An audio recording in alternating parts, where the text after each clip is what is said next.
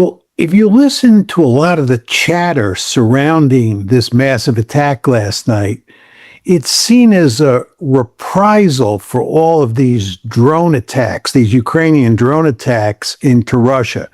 And the argument is that the Russians are getting tough now. When you hear that, and before you read about what the attacks looked like, you might think that what the Russians were going to do is go out and pound the civilian population, launch what might be called a classic punishment campaign. But it seems quite clear that that's not the case, that the Russians went after military, industrial targets, and they did not purposely attack civilians. According to the Kyiv Independent, 20 Ukrainians were killed.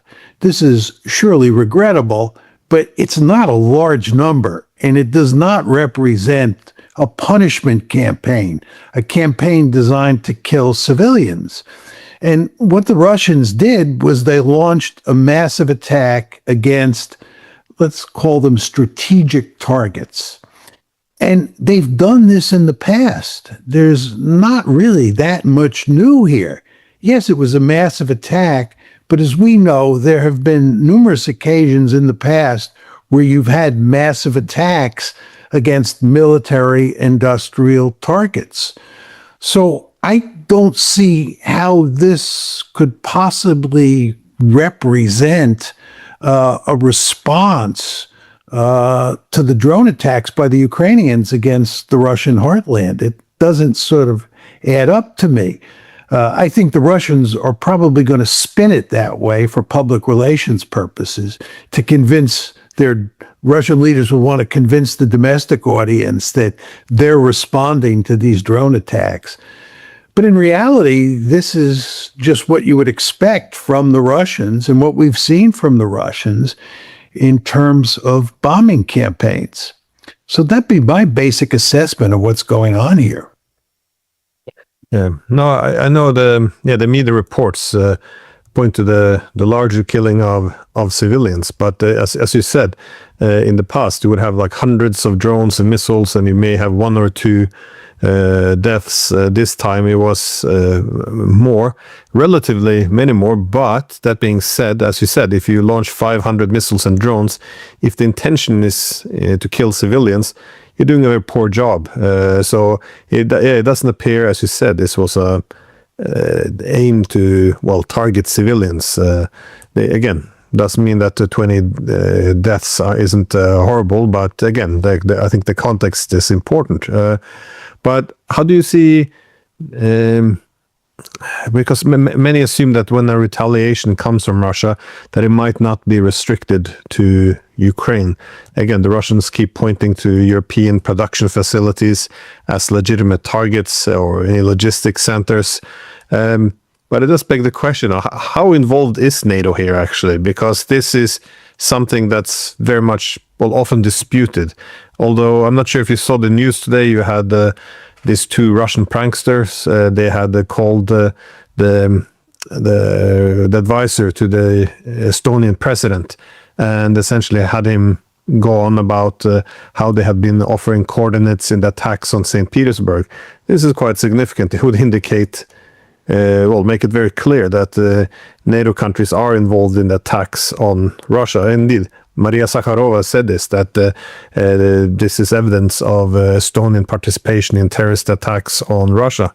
So again, how do you see this? Because this is widely contested, depending on where you get your news. But how involved do you see NATO being in these attacks?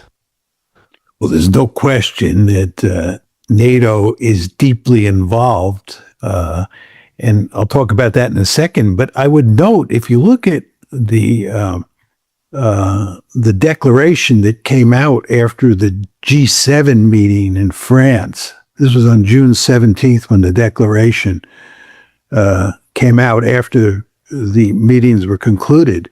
The G7 countries said that they were going to accelerate their support for the long-range bombing campaign by Ukraine into Russia. This is really quite remarkable. They said they were going to accelerate it. And then furthermore, they said in this statement that was issued after the G7 meeting that they were going to ramp up the economic pressure on Russia. So if anybody in the Kremlin had any doubts about what the goals of the Europeans and the Americans are, they should have been dispelled as a result of what happened in France at this meeting.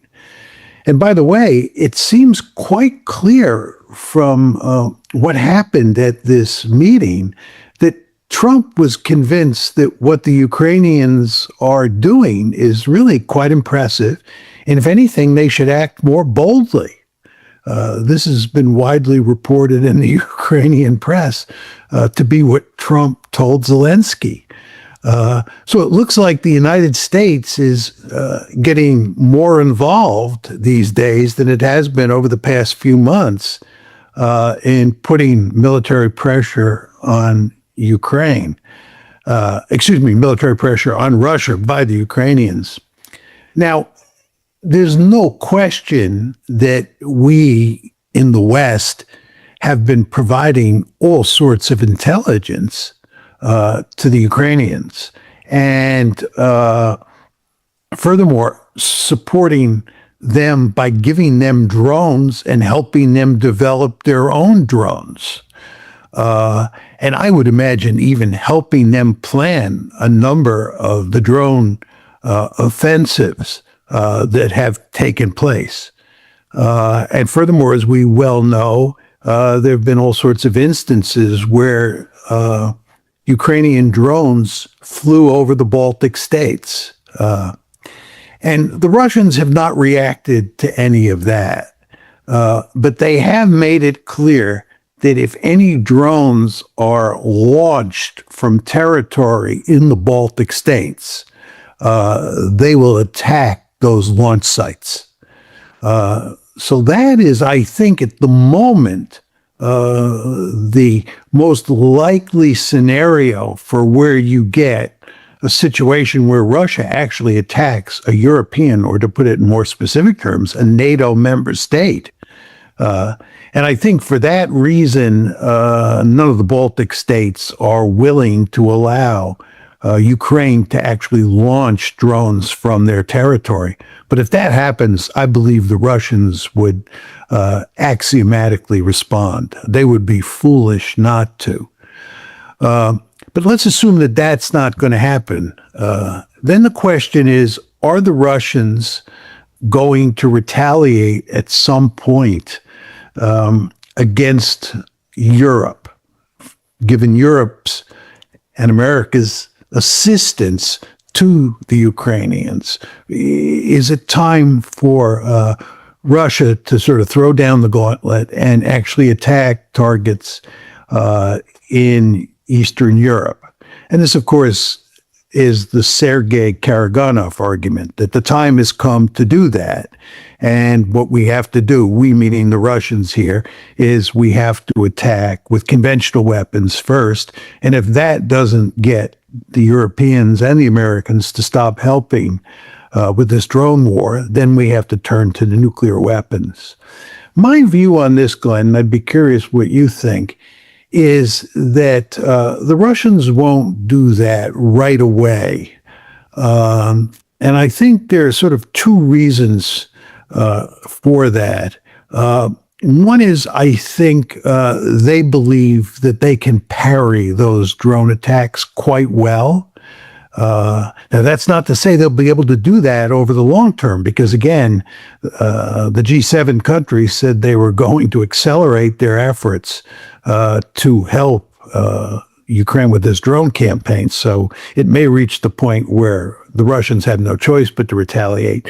But at this point, it looks like the Russians are doing a reasonably good job of parrying the attacks. And as long as that's the case, I think the incentives for the Russians to attack into Europe are reduced significantly.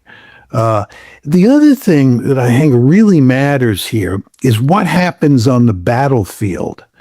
If you believe this rhetoric in the West that the Russians are stymied on the battlefield, and if anything, they're losing on the battlefield and they're suffering massive casualties, then you can spin out a story where it might make really good sense to pursue the Karaganov policy. But the fact is, that's not what's happening on the battlefield. The Russians are actually doing quite well. They're not winning a quick victory. There's no question about that. This is a steamroller that's moving quite slowly. But nevertheless, the Russians are moving toward conquering all of Donbass. They don't have much left to conquer before they control all of that real estate. So given that the Russians are doing quite well on the battlefield, and given the fact that the Russians seem adept at parrying these drone attacks quite effectively, not perfectly, but quite effectively for the moment, I think the incentives for the Russians to go down the Karaganov road are not that great at the moment. But who knows how this is going to play itself out in the months ahead. So that's kind of how I see it. And I'd be curious to know what you think of my analysis. No, I think that probably sounds correct. I mean, that's why I also have been a bit cautious about the way, or worried about the way many Western leaders talk about the need to bring war to Russia or increase the pain on Russia, because I think the main reason why Russia's been able to be restrained by not retaliating directly against any NATO country is exactly because the pain has been within the limit of being able to be absorbed and without having significant impact. So essentially being these pinpricks. So then they essentially say, well, instead of going after the puppet masters within NATO, we'll just take and we'll destroy and defeat their proxy. And I think this has been the main approach by the Kremlin. The problem, which is why I'm very worried when the European leaders, now seemingly the Americans as well, are setting the objective of increasing the pain on Russia, is that luxury of simply absorbing the pain goes away, and then there's more pressure of doing some direct strikes and risking a major war with the West. And again, it's speculation, but this would make sense, because what else can Russia do then if it's no longer sustainable? The attacks was assisted by the West. What are they going to do? Are they going to stop the war, accept a ceasefire where the West begins to rearm Ukraine in preparation of another war? I mean, are they going to leave Ukraine and have NATO march in thereafter? This is all capitulation, which would be an existential threat. So if there is no peace and the Western escalations aren't sustainable anymore, that is, they can't absorb the pain, then I think they will, from their perspective, they will have to strike Germany or the Baltic states, essentially putting the world at a new Cuban Missile Crisis. That is, either we go all out in war or you guys back off. And I think this is often what would be required, because often you see in human history, we do go all the way to the edge, and then once we face disaster, that's when state leaders begin to change their minds. Again, I could be wrong, but one thing I did want to ask you, though, when you say at the G7 they come with these comments like we have to accelerate the drone and missile attacks deep inside Russia. We saw NATO announce some $250,000 reward for strategies for targeting Russian airfields. Why are they so open now? I mean, they're less and less covert about this. Is this to normalize it, attacks on Russia, so the public won't be fearful of retaliation? Do they want a war? Is it to keep the US inside Europe by proving to the Americans there's nothing to fear? I mean, we could bomb the Kremlin tomorrow and the Russians would be too intimidated. It's just the openness of the whole thing. It's very strange for me to see. Well, I think, Glenn, the Western elites, and we're talking here mainly about the European elites, have convinced themselves that Putin is the devil incarnate, that Russia has grandiose ambitions, and that we in the West are destined to fight a war with Russia at some point, hard to say where. But for the time being, we're in an intense security competition with the Russians. This is why we have to keep Ukraine intact. It's the battering ram. It's our principal weapon against the Russians while we're in the process of rearming for World War III. But you want to understand that that war is coming. It's just inevitable because Putin is he's this congenital aggressor, and he runs a country that has a rich history of aggression. So we really have no choice. Now, you and I both believe this argument is ludicrous, and I think ludicrous is an accurate word here. I don't understand where this story comes from, but that doesn't matter. They have been telling this story for so long now that I think they believe it. And I think that they have motivated, there's all sorts of motivated biases at play here that you were talking about. If you want to convince your public to support increased defense spending, this story fits perfectly. If you want to keep the Americans in, this story fits perfectly. So it's not, I think, like these people are saying, what can we do to get the Americans in? What can we do, or to keep the Americans in? What can we do to keep or increase public support for our policies? And then they come up with this particular strategy. I don't think that's what's going on. I think it's much more unconscious. And I think it all revolves around the fact that if you tell yourself these stories long enough, you really come to believe them. I think you see this in the United States with regard to Iran. People have been talking about Iran as this incredibly dangerous threat for so long, even though it's not a threat to the United States in any meaningful way, that nevertheless the elites believe, and most Americans believe. So, you and I have talked about this before. One of the downsides that we face of living in a world where facts and logic don't matter very much is that you end up in situations like the one that we face in Europe, where the Europeans, not the Russians, are talking about the inevitability of World War III. And the Russians are put in a position where they have come to conclude, well, if the Europeans think that war is inevitable and they're preparing for war against us, we have no choice but to prepare for that same war. And of course, once they do that, that provides ammunition for people in the West to say, oh, look at the Russians. They're the ones who are preparing for World War III. This is the classic security dilemma. Whatever the Russians do for defensive purposes looks offensive to people in the West, and vice versa. So we're in this spiral situation, which I don't see any way out of at this point in time. I mean, people like us try to talk sense in this discourse, but we're small voices compared to the mainstream media. That's the problem. So we have this situation where Western elites have convinced themselves that the Russians are truly dangerous and that we're heading for a major conflict down the road. Yeah, this lack of logic. I keep seeing it everywhere. For one, the main argument now is that Ukraine is winning, and when they show towards the evidence, it's because the Russians are taking massive casualties and the Ukrainians are recapturing territory. But when you look at the reparation of remains or exchange of dead soldiers, you see often the ratio being like 1 to 20, even 1 to 40 is a just huge amount of dead Ukrainian soldiers vis-a-vis relatively low numbers of Russian. And it doesn't really make any sense. I mean, if there are higher casualties, you would assume that they would be reversed.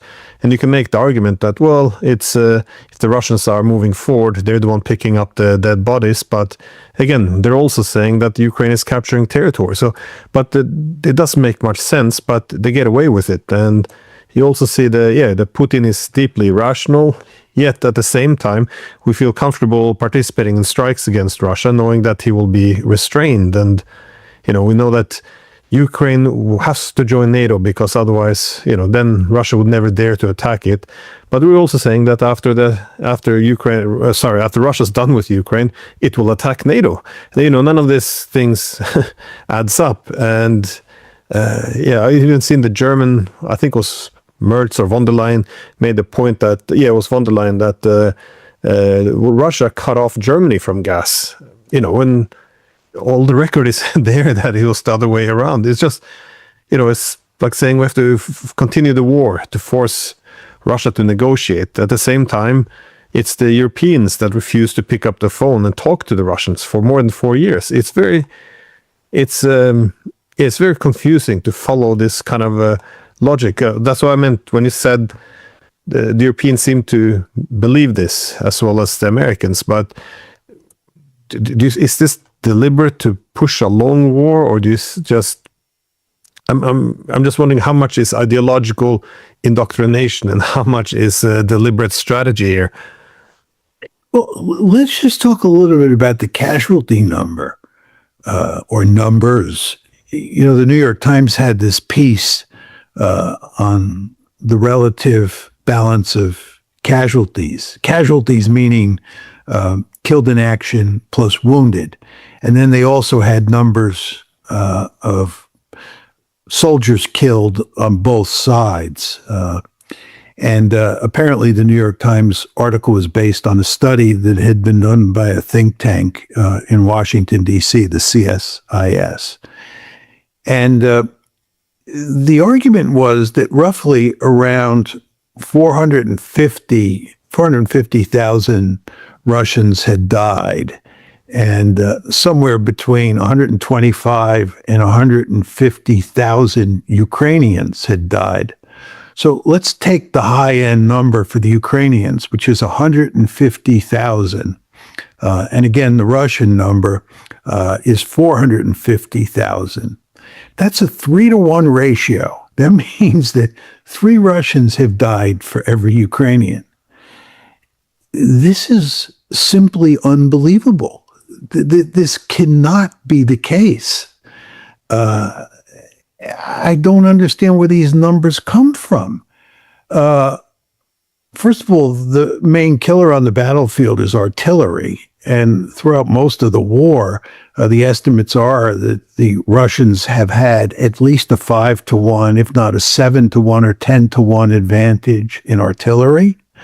If you look at these bombs, these smart bombs that are dropped from the air, the Russians have a huge inventory of smart bombs that they've been dropping on the Ukrainians. The Ukrainians have virtually no smart bombs that they've been dropping on the Russians. You might say to yourself, well, it's the Russians who have mainly been on the offensive. Well, there's 2 problems there. One is that the Ukrainians have launched a large number of offensives. Remember the Kursk offensive? Remember the famous June 4th, 2023 offensive, the one that was going to result in a blitzkrieg that took the Ukrainians to the Sea of Azov and cut the Russian front lines in half? In 2022, the first year of the war, the Russians suffered 2 defeats because the Ukrainians launched major offensives in Kherson and Kharkiv. And then we hear about all these Ukrainian counterattacks these days. Those are offensive operations. So the Ukrainians have been on the offensive for a good part of the war, and therefore you can't make the argument that they've been on the defensive, and because the defense suffers less casualties than the offense does in almost all cases, we should not be surprised by that number that the New York Times uses. So you can't justify those numbers that way. It just makes no sense at all. And I think, if anything, that we're going to find out that the Ukrainians lost probably around, or have lost, probably, and here when I say lost, I mean killed in action, around 1 million men. I think the argument that they've lost 150,000 is ludicrous. It just makes no sense at all. And nevertheless, this is reported as fact, and it is a set of facts.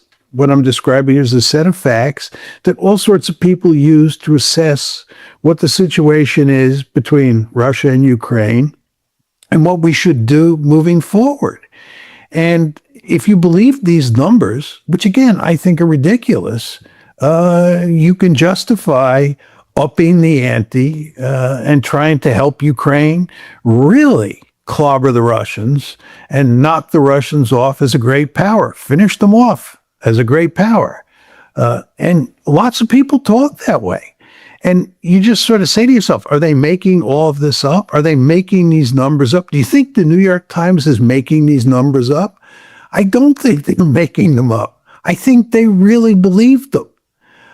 Again, there may be all sorts of motivated biases at play here that they are not aware of.